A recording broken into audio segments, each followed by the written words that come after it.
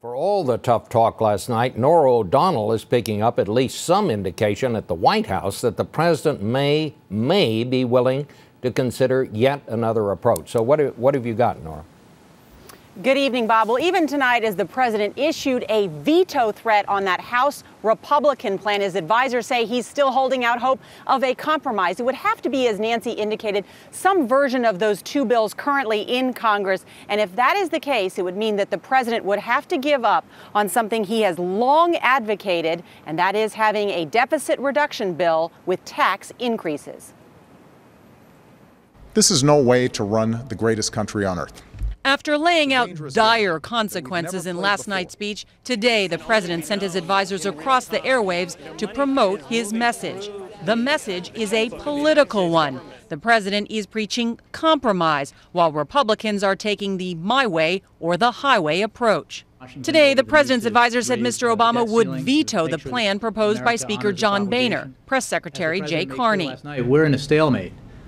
The Speaker's proposal cannot pass the Senate, will not pass the Senate, will not reach the president's desk. Both the House and Senate bills offer large spending cuts, but do not include the tax revenues long pushed for by the president. Would the president sign a debt ceiling increase that includes no new tax revenues? I think the president made clear that the option that the majority leader put forward was a better option than the Speaker of the House put forward. But it does not contain within it upfront revenues. And guess what? That's a compromise. The only solution, said senior advisor David Plouffe, is for House and Senate leaders to find common ground. Is there a plan B? The plan B is you need to compromise. And listen, there's a lot of discussion on Capitol Hill today. What's in the Senate and what's in the House, there's quite a bit of commonality there. So we just need folks on Capitol Hill to compromise, and I expect that they will over the coming days.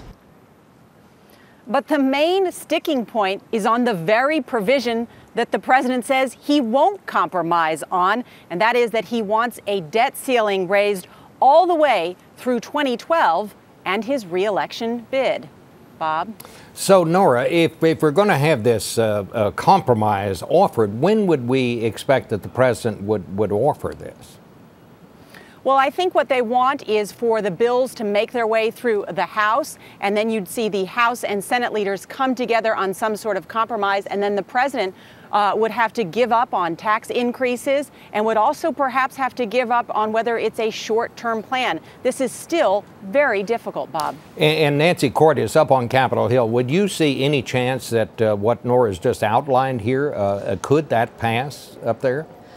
I do see a chance of that, Bob, and we're told that Democratic leaders and Republican leaders quietly behind the scenes are still talking because there's a very real possibility that neither bill that's being put forward will pass, and they will have to marry them somehow in time to make that August 2nd deadline. Okay. Well, keep us posted. Thanks to both of you.